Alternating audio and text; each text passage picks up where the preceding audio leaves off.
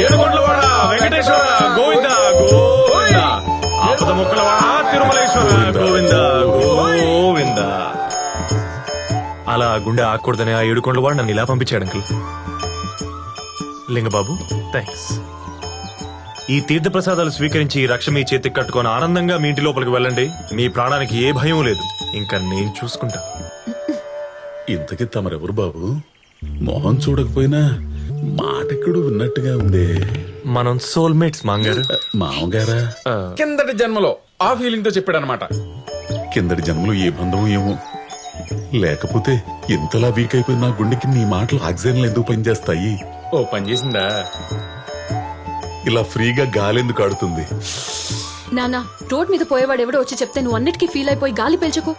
పాప, నేనేమి రోడ్డు మీద పోయే సైబర్ నేరగాండి కాదు. మీ పక్కని టెరెస్ మీద దిగిన నైబర్ అంకుల్. అవును, ఇప్పుడు 6 నెలల అడ్వాన్స్ ఇచ్చి దిగారు. అక్కడ ఏముందని దిగారయ్యా? వాడి పారేసిన వుడ్డుతో తయారు చేసిన ఉయ్యలు తప్ప. అంకుల్, చూసే కళ్ళే ఉండాలి గాని ఆ ఆకాశం, భూమి, నీరు, నిప్పు, గాలి, ఈ పంచభూతాలన్నింటినీ మిక్సీలో వేసి రుబ్బినట్టుగా రిలయన్స్ ముఖేష్ అంబానీ ఇంట్లో కూడా లేని ఫెసిలిటీస్ ని ఆ గొప్ప టెర్రస్ ప్రకృతి రూపంలో మనకి పరోక్షంగా అందిస్తుంటే ఇంకా ప్రత్యక్షంగా మనం 4 రూమ్లు వేసుకుని బంధించుకోవడం అవసరమా చెప్పండి? సరేనండి. అదంతా బాగానే ఉంది కానీ బాబు, మరి అర్జెంట్ గా బాత్రూమ్ అది వస్తే? అయ్యో, ఎదవ దేహం నుండి తిని పారేసే పిప్పిని బయటికి పంపడానికి బాత్రూమే కావాలేంటండి? అలా అని పైన చేస్తారేంటి? పెట్టకూడదు మీకు కూర్చుని. చిచ్చి చిచ్చి, అలా వేసే శరీరాలండి మావి. ఒకవేళ అలా వేస్తే చూసి తట్టుకున్న కెపాసిటీ ఉందా మీకు? ఇంత విశాలమైన ప్రపంచం ఉండగా వెళ్ళి దిగచ్చు కదా. ఏ అడవికో వెళ్ళి మా పక్కనే ఎందుకు? వెళ్ళొచ్చు, కానీ అక్కడ లార్డ్ వెంకటేశ్వర ప్రేసిస్టుడు శ్రీ తిరుమల శెట్టి గోపాలం గారు ఉండరు కదా. ఆయనకి ధైర్యం కావాలంటే అడవికి రారు కదా. నువ్వు చెప్పింది కరెక్టే బాబు. నాకు జంగిల్ అంటే చచ్చేంత భయం. అందుకే ఇంతవరకు జంగిల్ బుక్ కూడా చూడలేదు. నిన్ను చూస్తుంటే చిలుకూరి బాలాజీ పంపిన శుభశకునులా ఉన్నావు. ఇక్కడే ఉండు. ఎప్పుడు భయం నీడలో బ్రతికే నా గుండెకి కొండంత ధైర్యాన్ని ఇచ్చావు. ఇక్కడే ఉండి నా లైఫ్ స్పాన్ పెంచు. Thanks for your warm welcome uncle. Govinda Govinda.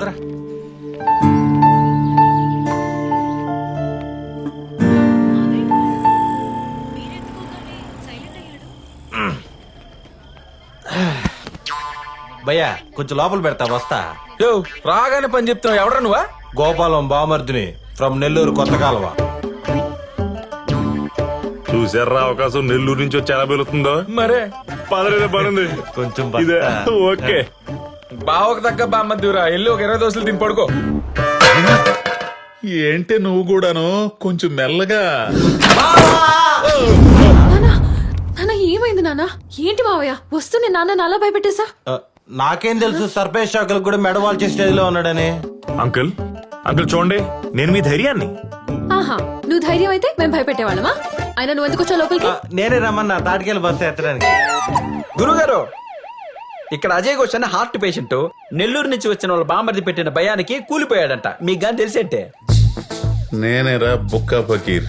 బొక్క రేయ్, నీ అంబులెన్స్ సౌండ్ ని బాగున్నోండి భయపడి పడిపోతున్నాను, పడిపోయినోండి భయపడి లెగుతున్నాను. నాకు అర్థం కావట్లేదురా.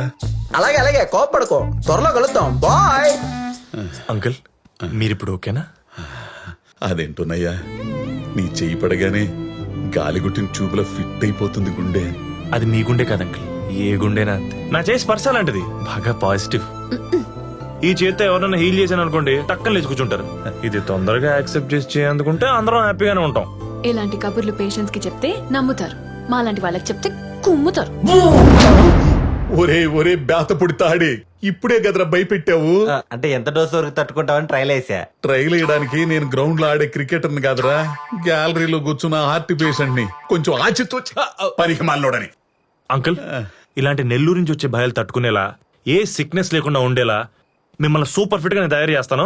అంకుల్ మీరు రేపు పొద్దున మీ కాలనీ ఫ్రెండ్స్ అందరిని తీసుకొని పార్క్ కూర్చోండి, చెప్తా. పార్క్ గా ఎందుకు? మీరు రండి అంకుల్, నేను చెప్తా.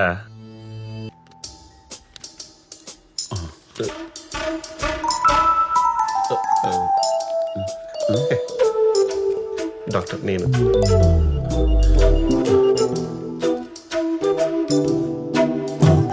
కొట్టుకోవట్లేదండి.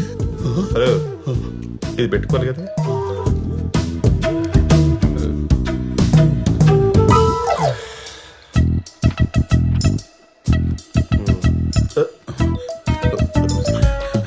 యావయ్యో యావయ్యో, బీపీదయ్యా.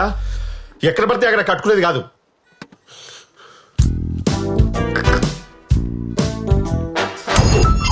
ఒరే సంతుగా, మీ అక్కని కట్నం లేకుండా చేసుకున్నావు కదరా, బాగానే చూసుకుంటున్నా కదా, నా కారు కూడా వాడుకుంటున్నావు కదా, మరి ఎందుకురా నీకు నేనేంట అంత కక్ష?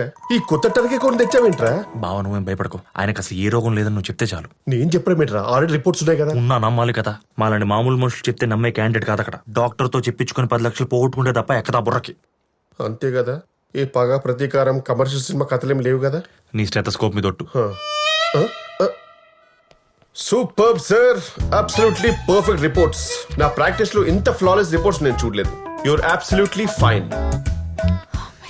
ఒక మనిషికి చేయాల్సినవి, చేయకూడనివి, చేయలేని స్కానింగ్ కూడా చేయించాం. మీరు హ్యాపీగా ఇంటికి వెళ్ళిపోవచ్చు. జస్ట్ ఎగిరిపోండి అంతే. బాగా ఐస్ క్రీమ్ తింటే జలుబు, కొబ్బరి తింటే దగ్గు తప్ప మీకు ఎలాంటి డిసీజ్ దరిదాపులో రాదు రాదు రాదు రాదు. పోనీ ఆ జలుబు దగ్గు పెరిగి పెద్దదైపోయి ఊపిరాడకుండా చచ్చిపోతానా? ఏమండి, నేను జలుబు గురించి మాట్లాడుతుంటే మీరు చావు గురించి మాట్లాడుతున్నారు. ఇక చిన్న చిన్న జలుబులకే మనుషులు పోతే ఇక మేమెందుకు, కార్పొరేట్ హాస్పిటల్స్ ఎందుకు, ఏసీ రిమోట్ ఎందుకు? అంకుల్, బావ జస్ట్ ఎగ్జాంపుల్స్ ఇస్తాడు అంతే. మీకు ఇలాంటి చిన్న చిన్న జబ్బులు కూడా రావని, మీరు పర్ఫెక్ట్లీ ఆల్ రైట్ అని. మరి అన్ని పర్ఫెక్ట్ గా ఉంటే కోటేశ్వరరావు పోయాడు. ఆయన హెల్త్ హిస్టరీ మనకి తెలియదు కదా అంకుల్. అలాగే నా ఆరోగ్యం గురించి మీ బావకు తెలియదు కదా, నేను అలాగే పోవచ్చు కదా. పోవచ్చు, పోసుకొని రావచ్చు. ఏమండి, అలాంటివి తెలియలేనే కదండి ఇలాంటి రిపోర్ట్స్ తీసింది. మరి ఇలాంటి రిపోర్ట్స్ నేను కూడా ఇంతకుముందు తీయించుకున్నాను. మరి నా గుండెలో నొప్పి ఎందుకు వచ్చింది, స్టెంట్ ఎందుకు పడింది? ఏమండి, ఇలాంటి ఎక్స్ట్రా ప్రశ్నలు ఇస్తేనే నాకు పేషెంట్ మీద రెస్పెక్ట్ పోయేది. కొన్ని కోట్లు ఖర్చు పెట్టి కొన్ని ఎక్విప్మెంట్ సార్ అది. వాటితో చెక్ చేసి నీ బాడీలో ఉన్న అణువు స్కాన్ అయిపోయి అందులో ఉన్న వైరస్ తీసేసి దాన్ని క్లియర్ చేసే డాక్టర్స్ మేము. We are doctors. మరి మీ దగ్గరకు వచ్చిన తమిళనాడు సీఎం జయలలిత ఎందుకు చచ్చిపోయినట్టు? ఇంత పెద్ద పెద్ద కార్పొరేట్ హాస్పిటల్స్ పెట్టుకుని మరి ఆవిడ ప్రాణాన్ని కాపాడలేకపోయారే? అరే, మీరిద్దరు డిస్కస్ చేస్తూ ఉండండి. ఇలా దుబాయ్కి వెళ్ళి షాపింగ్ కూర్చో. మరి ఇంకేంటండి, కొన్ని ప్రశ్నలకు ఆన్సర్స్ చూడమండి. అవి గూగుల్లో వెతికినా దొరకవు, అవి చెప్పినా మీకు అర్థం కావు. అలాగే నా ఆరోగ్యం గురించి మీకు అర్థం కాలేదేమో. నేను కూడా కోటేశ్వరరావు లాగా పోతాననుకోవచ్చు కదా. మా తెలుగు కోటిగాడే రా, వాడిపోతే వీడెందుకు పోతాడు? Sorry sir. ఇప్పుడు బహుశా ఆయన ఈ స్కానింగ్ చేయించుకుని ఉండకపోవచ్చు. బడ్జెట్ ప్రాబ్లం ఏమో. లేదు, నేను ఇక్కడికి వచ్చి అన్ని చేయించుకున్నట్టే ఆడు కూడా చేయించుకుంటాడు. కరెక్ట్ గా చెప్పావు గోపాలం. ఇలాంటి 100 టెస్టులు చేయించాను. మరి ఎందుకు పోయాను? ఈ డాక్టర్ల మాటలు అసలు నమ్మొద్దు. అరగంట ముందు బాగుందంటారు, గంట తర్వాత అన్ని ఆగిపోయి పోయాడంటారు. నాలాగే నువ్వు పోతావు. మార్చి 1 నాదైతే ఏప్రిల్ 1 విడుదల నీది. ఏంటన్నా, ఏంటి మీలో మీరే ఎక్కడున్నారు? లేదమ్మా, కోటేశ్వరరావు వచ్చాడు. ఏప్రిల్ 1 విడుదలంట. ఆ రోజు నేను చచ్చిపోతానంట.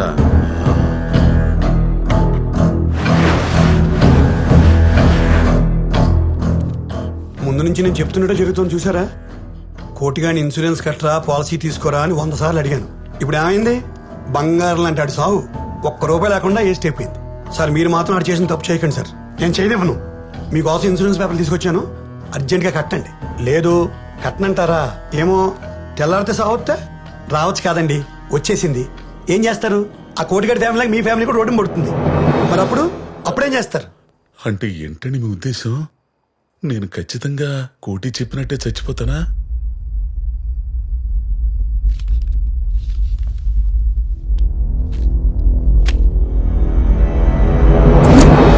మీ అమ్మాయి వైఫ్ లేరా ఏంటి? వాళ్ళంతా దొడ్లో ఉన్నారండి. మీరు చచ్చిపోతారైతే? అరవకు. గుండు నుంచి గుండె దాకా అన్ని మ్యాచ్ అయినప్పుడు మరణం మ్యాచ్ అవుతుంది గోపాలం. కానీ నేను ఫోర్స్ చేశాను చెప్పకే. మీ మనస్సాక్షిని అడిగి అది ఊ అనమంటే ఊ అనండి. ఊ అనండి, ఊ అను. సపోజ్ మార్నింగ్ మన ఇద్దరం వాకింగ్కి వెళ్ళాం. నడుస్తూ నడుస్తూ మీరు పడిపోతారు. పడిపోతారా? పిట్ట రాలినట్టు రాలిపోతారా? ఊ కాదు, నా సాటిస్ఫాక్షన్ కోసం రాలిపోతాను అనండి.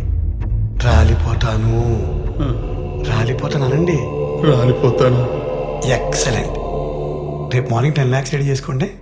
ఇంట్లో వాళ్ళు చెప్పొద్దే, ఇది మన ఇద్దరి మధ్యలో ఉండాలి. ఆ తర్వాత రాలిపోతుంది. కానీ సంతు, సంతు మళ్ళీ ఏమైందో సంతు సంతు మా నాన్న కనిపెట్టం లేదు. ఏంటి కనబట్టలేదా? అవును, ఎక్కడికి వెళ్ళారో తెలియట్లేదు. ఓక నింపిన లారీ లాంటి మనిషి ఎక్కడికి వెళ్ళిపోతాడు? అది నువ్వే చెప్పాలి మరి. అదేంటి నాకు మీ ఇంటి దగ్గర ఉండే కదా మూర్తి గారు ఫోన్ చేసింది, ఆడి దగ్గరికి వెళ్ళాడేమో. లేదు, ఆయనతో కూర్చున్నాకే కనపడటం లేదు. మేము లేకుండా చూసి నాన్నని భయపెట్టి ఉండొచ్చేమో అని అంటుంది మా అమ్మ. ఇంతకీ ఎవరి దగ్గరికి వెళ్ళి ఉంటాడని నీ గెస్? డాక్టర్ బాబు, డాక్టర్ ఆగండి, డాక్టర్ బాబు.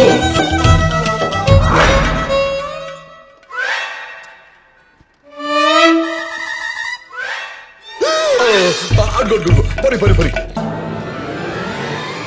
Dead end.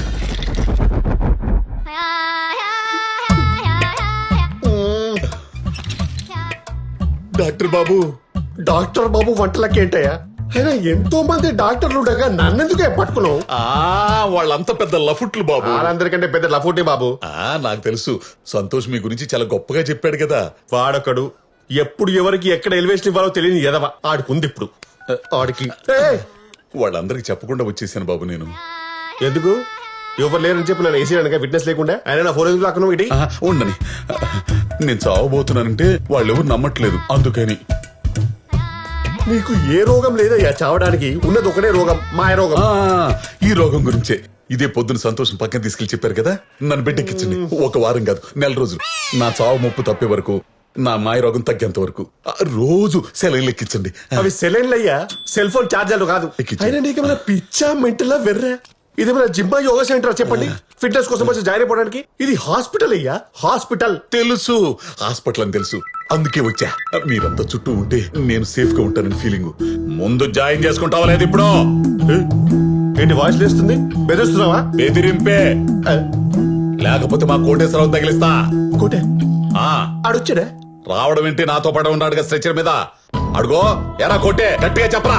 నిన్ను కనుక జాయిన్ చేసుకోకపోతే ఆడి శరీరంలోకి వెళ్ళిపోయి ఒక మర్డర్ చేసి డాక్టర్ని క్రిమినల్ చేసేస్తా. విన్నావుగా, నాకెలా నిలబడుతాయ్యా? ఇంతకీ ఏమన్నాడు? నన్ను బిడ్డెక్కించకపోతే నిన్ను తగులుకుంటాడంట, వదలంట. ఇదేం బ్లాక్ మెయిల్ అండి బాబు? ఎవరైనా పొలిటీషియన్ తోనో పోలీస్ తోనో రికమెండ్ చేయించుకుంటాడు, మీరేంటి పోయిన వాళ్ళతో దయ్యాలతో చేయిస్తారు? నన్ను వదిలేండి అయ్యా. వదలను డాక్టర్ బాబు. ఏమయ్యా, నా పిల్లలకి నేను మొగ్గున నిరూపించుకునే ఒకే ఒక టైం అయ్యా ఇది. నేను ఎలాంటి పరిస్థితులు చచ్చిపోతానో నాకు తెలుసు. మా పక్కింటి మూర్తి కూడా చెప్పేశాడు నాకు అన్ని. ముందు నా కూతురు పెళ్లి కావాలి, నా కుటుంబం బాగుండాలి, నేను ఆరోగ్యంగా బయటికెళ్ళాలి. నేను అనారోగ్యంతో లోపలికి వెళ్ళాను, అదేగా నీ టార్గెట్. నీ అనారోగ్యంతో నాకు అనవసరం, నా ఆరోగ్యం నాకు అవసరం. Start the treatment immediately. Come on come on come on. ఏమండి, ఇది హాస్పిటల్ అండి, ఇక్కడ రోగులు ఉంటారు. అసలు ఈ కరోనా పేషెంట్ ఒకడు వచ్చాడు ఇక్కడికి. ఇక్కడ మాస్క్ లేకుండా మీరు తిరగడమే కాకుండా రోగుల మధ్య పడుకున్నారు అనుకోండి, వచ్చినా తగ్గించుకోలేని రోగం వచ్చి బాధపడి చచ్చిపోతారు సార్. అప్పుడు అర్థమవుతుంది మిమ్మల్ని ఎందుకు ఇలా ఫోర్స్ చేస్తున్నారు. కరుణ ఉందా? మరి చెప్పేవరా స్వామి ఇందాక నుంచే. ఇప్పుడు మాత్రం డ్రాప్స్ వస్తున్నాయి. నా మాటిని ఇంటికెళ్ళో బెడ్షీట్ కప్పుకొని గమ్మున బచ్చుకోండి. క్యాబ్ బుక్ చేస్తాను, డైరెక్ట్ ఇంటికి వెళ్ళిపోండి. పడే మరి అప్పటికి తగ్గకపోతే నేను 3 రోజులు అయితే అదే బెడ్షీట్ లోపలికి వచ్చి నేను గట్టిగా పట్టుకొని బతుకుంటానయ్యా. ఆ పోయేటప్పుడు ఆ కోటి గారు తీసుకుపో. అరే కోటి, డాక్టర్ గారికి బాయ్ చెప్పరా. చెప్పండి, వెళ్ళమే.